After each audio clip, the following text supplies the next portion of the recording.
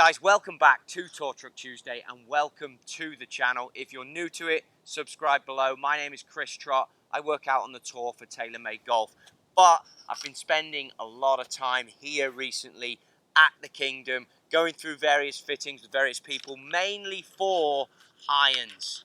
And it's raised a point that I want to bring up in today's video about the 790, the 770, and the MC, and what you should look for when it comes to your fitting.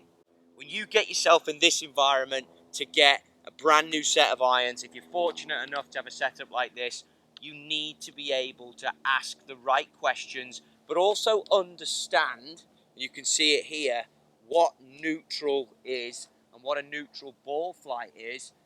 Go into the fitting if you don't have a TrackMan, what to look for and how you come out of it with the right set. One of the classic things that's happened to me, and I'm going to start with the 790. I've been fitting a lot of amateur golfers. A lot of players have been coming in and they gravitate towards this club immediately. The three clubs in the lineup are great. In a nutshell, the 790 is the largest one. It's going to come off the quickest. 770 is the sibling. Bit more sleek, bit more of a player's club. It's still going to come off quickly. Then you're going to get into that MC iron that I play, that when you look down at it, it's much smaller. That is a view that people always take of a golf club when they're buying it. They look down. How does it look from the top line? How does this area look here, which is called the offset? If the club sits back from the center line, it's going to allow that blade more time to square up. So if there's what's called more offset, it sits back more, you'll be able to square up the blade more, because most golfers who are looking for this 790 might struggle to draw it. As we loosen up and the body's not working correctly, you're going to struggle to turn it over. What does draw, what does turn it over mean? What does that mean when I go for my fitting? What do I look for? This is why the alignment tools are down. I've got some legendary videos that explain things along that are simple. Alignment sticks, swing weights, which are balance points. If you don't know what those two things are, go and check out those videos straight away, because it's key to knowing what neutral is. And if you know what neutral is, when you come into this fitting environment, you know what to look for. This is not a driving range session when you test between these three irons. This is you getting clear information as to which one to play, even if you don't have the launch monitor. So, put down parallel left of target. I'm going at the street lamp down the left side of this range. We've got people chipping, so I'm going to keep it left for this instance. This sits up parallel left. The face is what hits the ball. That points, if I picked it up and walked it out here, at that street lamp. I want that on the street lamp. I want my feet parallel left of it by 3 feet, 2 feet. This is my neutral line. I'm going to move it slightly for this example, okay? Then I'm going to check, is it still parallel left? And these are all things, bear with me, for your fitting that are essential. Get them right before you hit anything. Get the setup right. Okay, I like that. So now you have a line that is down. And look, the fitter may look at you and think, what's this guy or girl doing? Well, you're finding out what neutral is. You haven't changed anything yet. You're finding out what neutral is. And then I want you with your 790 to just see if you can hit a neutral ball flight. Neutral being straight golf shot. Very difficult to hit. But if you stood there and you're confident, you can do it. So get in your zone as well. Get in your moment. Get your swing thoughts if you have them. And smooth one. Down the line, perfect. It's a good start. Watch the ball flight all the way to the end. Now, in a fitting environment, you're going to have a fitter there with a device. You're also, if you're hitting out into a range, and if you're fortunate, it might be into wind. Into breeze is perfect for testing golf clubs. You can see that ball flight stalled a little bit in the wind, but the spin rate was only 4,500 on the 790.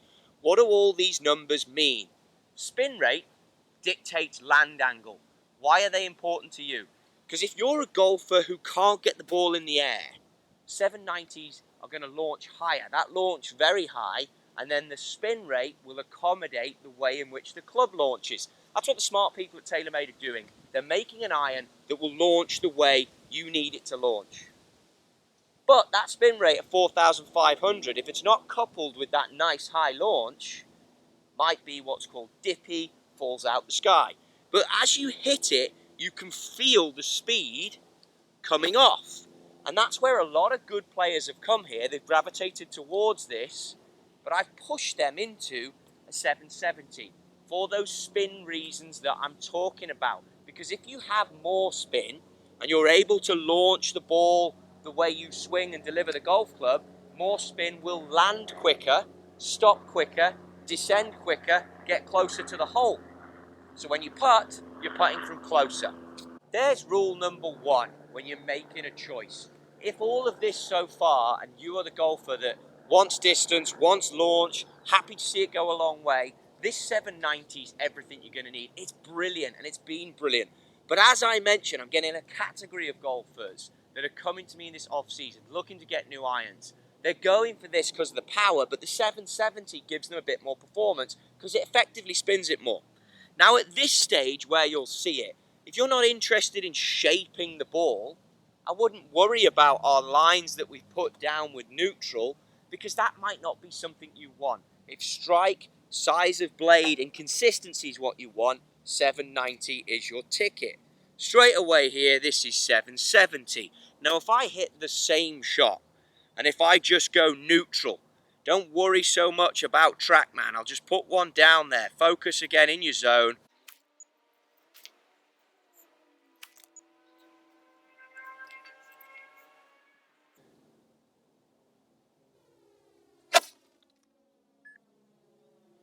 Down the line, neutral. Check out the spin rate, launched fairly high into that breeze. How did that one look? You can see the spins coming up, and it spun more than the 790. That is what I would expect to see. It's a much smaller looking blade. It still has the speed off the face.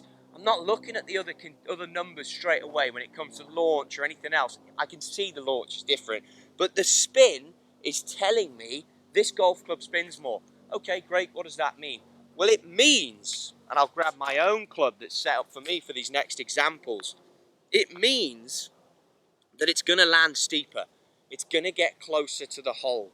What does that mean when, as the better player reaches for the MC and you get into shot shaping, a fade golf shot that's going to start left of this and curve back onto our line is going to spin more. It's going to be a softer ball flight. A draw golf shot, which is going to start here and come back, won't necessarily get into how you hit them, but that then is going to spin less. So the more spin you can have on a neutral golf shot with the MC is going to give you the options to go shot shaping and still have the ball in the air. Whereas these two, that's a factor that you have to look at. They're going to come off quicker, they're going to come off with different launch, different spin rates, but if you start drawing them, spin will come down. If you start fading them, spin will go up, but the ball flight might still be too flat. So in essence, if you're looking to shape golf shots, you need to consider the blade that you choose. If you're looking to take your golf game in a place of speed and power, you need to favour the 790, the 770. If you're going into the fitting and you're asking yourself about shot shaping and you want to feel shots that move around and into a flag position, you want to hit fades, move it around that start line, generate more backspin and tuck stuff into flags. If that's where you are, and I'm not just doing this to give you a masterclass of hitting golf shots, but the spin is higher, the landing is easier, the offset is less, the top line is smaller, the look on the player's eye and the feel off the blade is where you need it to be in order to give you the response that you want. These are all things you have to do and be honest with yourself. But the call out, don't dive into the 790 just because it goes further, because you can get a little bit more performance and shot shape out the 770. If this appeals to you, if this whole thing resonates with you, MC, or even into the blade if you want to, into the TPMB which is smaller and tougher to hit again. Fortunately, I still work for a living, have a day job, not a tour player, so I go for the weighting of the MC that gives me a little bit of forgiveness. If you combo these sets, look at yardages, look at different distances. I've talked about that before on these videos. It's all crucial. But that, in a nutshell, is your guide to what to look for when it comes to picking the iron. Don't just go raw power. Don't just go all on looks. Go on performance. I've literally called out 3 spin rates.